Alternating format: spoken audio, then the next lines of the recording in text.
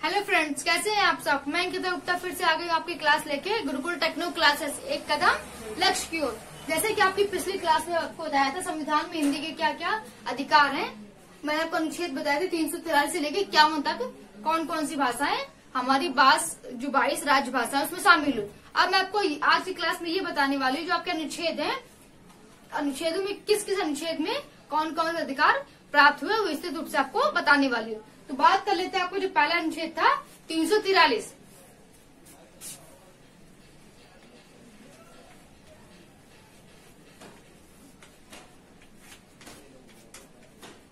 तो अनुच्छेद आपके 343 में क्या हुआ था, जो हमारी हिंदी देवनागरी लिपि है उसे संघ की राजभाषा का अधिकार प्राप्त हुआ था।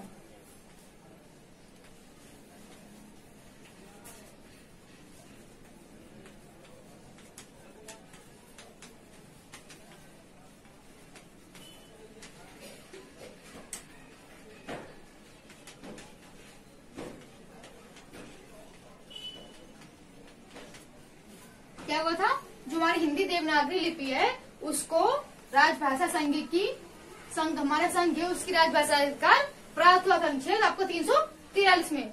अब बात कर लेते 343, इसको भी दो भागों में बांटा गया। तो हमारे पहला 343 का भाग पहला था, उसमें हिंदी देवनागरी लिपि को संघ में राजभाषा का अधिकार प्राप्त हुआ। अब बात कर लेते हैं अनुच्छेद 343 के दूसरे भाग की। जो अनुच्छेद 343 का उसका दूसरा भाग था, उसमें क्या किया गया था, 15 साल तक के अंग्रेजी भाषा को प्रयोग में लाने की बात की गई थी। क्या किया गया था, 15 वर्षों तक अंग्रेजी भाषा का प्रयोग। ये दोनों पॉइंट मैंने पहले पिछली क्लास में बताए आपको। 15 वर्षों तक अंग्रेजी भाषा को प्रयोग में लाई जा सके, इसकी बात रखी गई थी। कब, अनुच्छेद 343 भाग 2 में। अब बात कर लेते हैं अनुच्छेद आपके अनुच्छेद 344 की। किसकी बात कर लेते हैं, अनुच्छेद 344 की।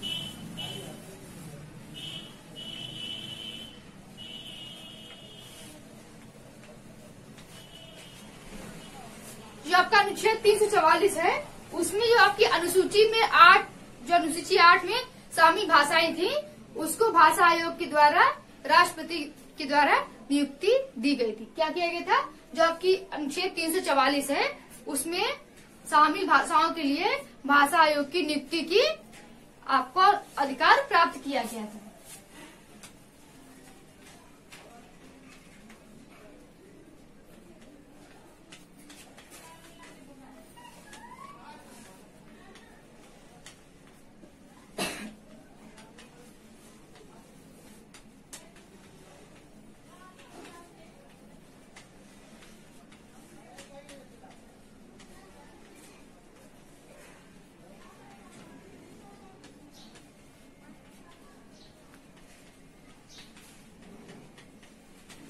क्या किया गया था, अनुसूची 8 के द्वारा जो हमारी राष्ट्रभाषाएं हैं, राजभाषाएं हैं, उनको क्या किया गया था, राष्ट्रभाषा में शामिल करने के लिए अधिकार प्राप्त किया गया था। ये किसमें किया गया था, अनुच्छेद 344 में। अब बात कर लेते हैं अनुच्छेद 345 की।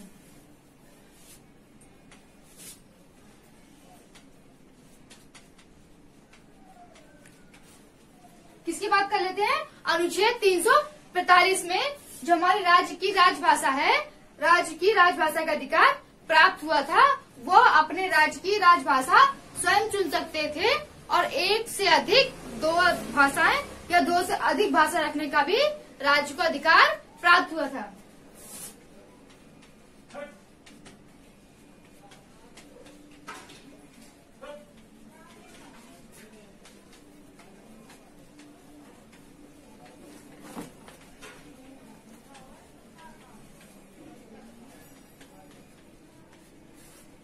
क्या हुआ था अनुच्छेद 343 में, अनुच्छेद 343 में राज्य को राजभाषा को चुनने का अधिकार प्राप्त किया गया था राज्य के द्वारा।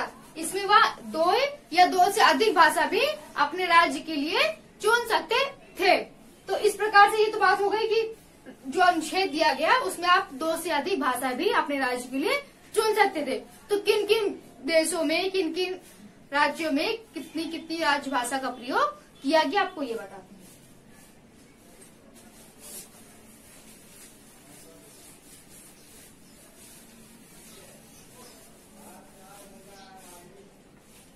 सबसे पहले आता है हमारा यूपी,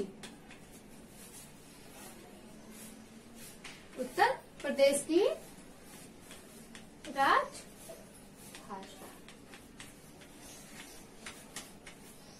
किसकी राजभाषा की बात आती है? हमारे उत्तर प्रदेश की राजभाषा की बात आती है। तो हमारे उत्तर प्रदेश की राजभाषा कौन सी है? पहली आपकी हिंदी, दूसरी उर्दू। कौन सी है?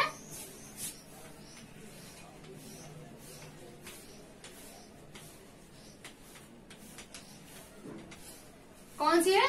हमारे यूपी की, उत्तर प्रदेश की राजभाषा कौन कौन सी है?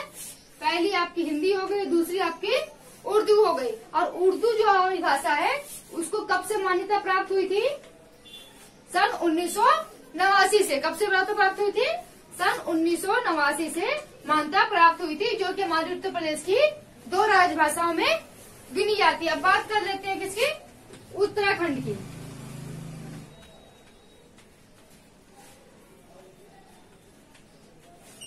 बात कर लेते हैं किसकी? उत्तराखंड में। उत्तराखंड की भी 2 भाषाएं कौन कौन सी? पहली हिंदी और दूसरी संस्कृत। कौन कौन सी भाषा है? पहली हमारी राजभाषा हिंदी और दूसरी है संस्कृत, जिनको अधिकार प्राप्त है राज्य के द्वारा। अब बात कर लेते हैं, इसके बाद किसकी बात कर लेते हैं? हिमाचल प्रदेश की। किसकी? हिमाचल प्रदेश की। ये पॉइंट जो आपको मैंने बताया था उर्दू वाला, ध्यान से नोट कर लीजिएगा। उर्दू भाषा पूछ सकते हैं कि हमारे उत्तर प्रदेश में उर्दू भाषा जो दूसरी भाषा थी उसको कब से मान्यता प्राप्त हुई, तो आप बता सकते हैं कि 1989 से। ठीक है, इसको आप एक्स्ट्रा पॉइंट नोट कर लीजिएगा। अब बात कर लेते हैं हमारा हिमाचल प्रदेश की।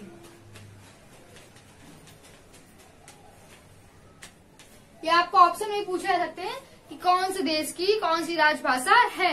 आपको कई सारे ऑप्शन दे दिए जाएंगे, उसमें से आपको बताना होगा। तो अब बात करें थी हिमाचल प्रदेश की। हिमाचल प्रदेश की कौन कौन सी राजभाषा है? जो कि हमारी उत्तराखंड की थी, हिंदी और संस्कृत।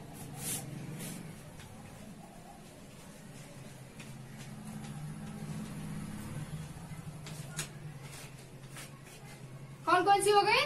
हिंदी और संस्कृत।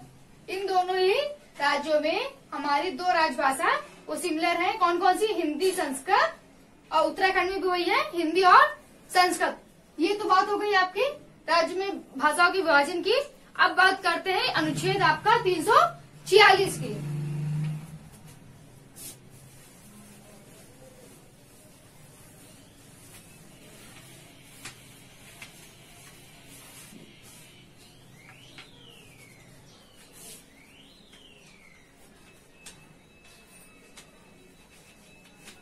अनुच्छेद कौन सा आ गया आपका? अनुच्छेद 346। राज्य और संघ। जो हमारा राज्य और संघ था उसके मध्य राज्यों में जो संचार होता था, संचार की भाषा कौन सी थी?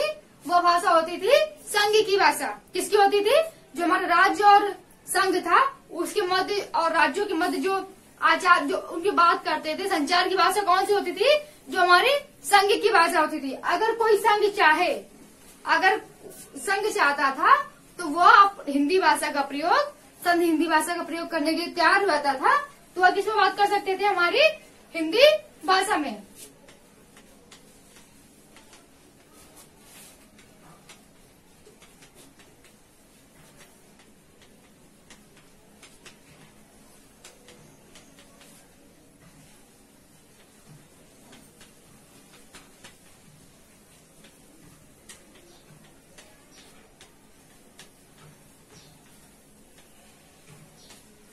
क्या है?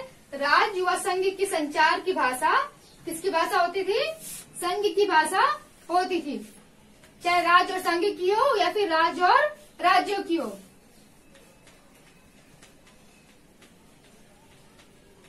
चाहे राज्य आपस में संचार कर रहे हो या फिर राज्य और संघ, संचार की भाषा हमेशा संघ की भाषा होती थी। इसी में दूसरा पॉइंट है, अगर संघ मान जाता था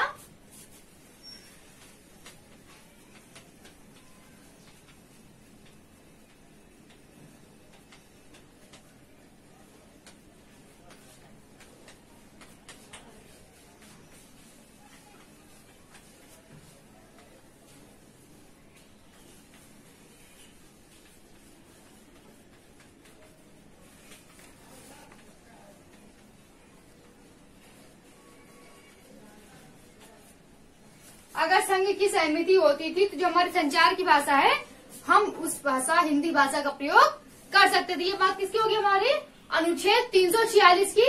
ये पॉइंट आपकी इम्पोर्टेंट है तो इसे इम्पोर्टेंट डाल के नोट कर लीजिएगा। बात किसकी कर लेते हैं अनुच्छेद 347 की।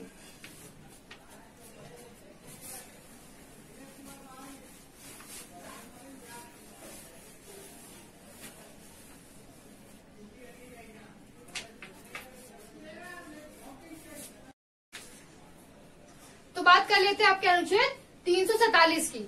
आपका अनुच्छेद 347 में क्या किया गया था, जो हमारी राष्ट्र की भाषा थी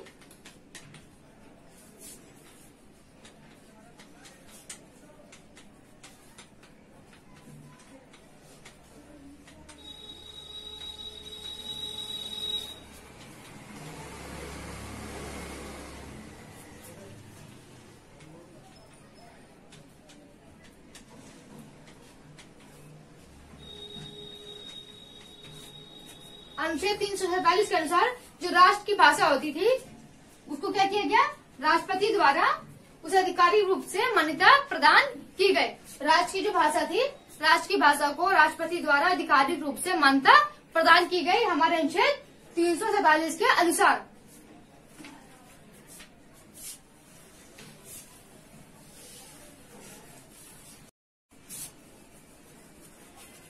तो ये बात हो गई आपके अनुच्छेद 347 की। अब इसके कुछ अन्य तथ्य हैं जो इम्पोर्टेंट है, आप नोट कर लीजिएगा। लगभग 45 भाषाओं की रिक्वेस्ट हमारी किसमें है, गृह मंत्रालय के अंतर्गत शामिल है। कितनी, लगभग 45 भाषाओं की।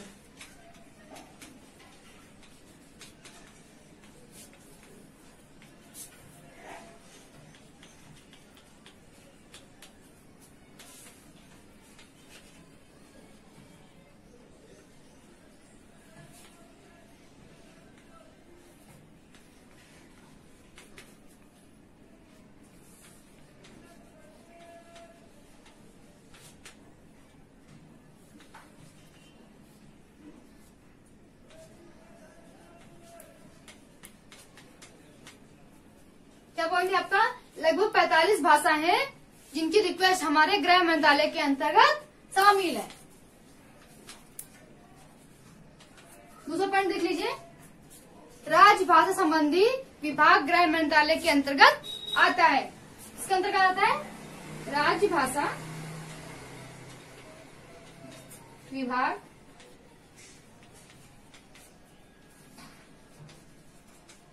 गृह मंत्रालय के अंतर्गत। आपसे पॉइंट में पूछ सकते हैं कि आपका जो राज्य भाषा का विभाग है किस मंत्रालय के अंतर्गत आता है, तो आप इजीली बता सकते हैं कि आपके गृह मंत्रालय के अंतर्गत राजभाषा का जो विभाग है वह शामिल है। इसकी जो आपकी बात हो गई, जो हमारा राजभाषा का विभाग है हमारे गृह मंत्रालय के अंतर्गत आता है।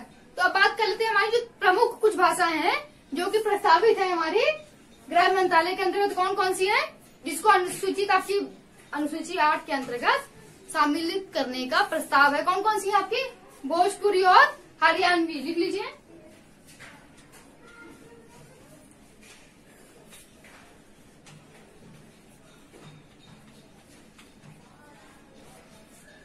यह दो भाषा है जो हमारे अनुसूची के अंतर्गत शामिल करने के लिए प्रस्तावित है। 45 जो आपकी भाषा है मैंने बताई थी उसके अंतर्गत। तो ये तो बात हो गई आपके अनुच्छेदों की और उसके जो कुछ अन्य तथ्य थे। आपकी क्लास आपसे यही समाप्त होती है। आपको कुछ भी समझ में नहीं आ रहा है, कुछ भी आप पूछना चाहते हैं, प्लीज कमेंट सेक्शन में कमेंट कीजिए, आपको सारी चीज समझाई जाएगी। प्लीज चैनल को लाइक करना बिल्कुल मत भूलिए। आपकी जो नेक्स्ट क्लास आएगी उसमें आपको जो भाषाएं हैं, संस्कृत भाषाएं हो गई और आपकी ऑफिशियल लैंग्वेज हो गई, उसके बारे में विस्तार से बताया जाएगा। आज के लिए क्लास आपकी यही समाप्त होती है। चैनल को लाइक कीजिए, सब्सक्राइब कीजिए और शेयर करना बिल्कुल मत भूलिए। Okay, thank you.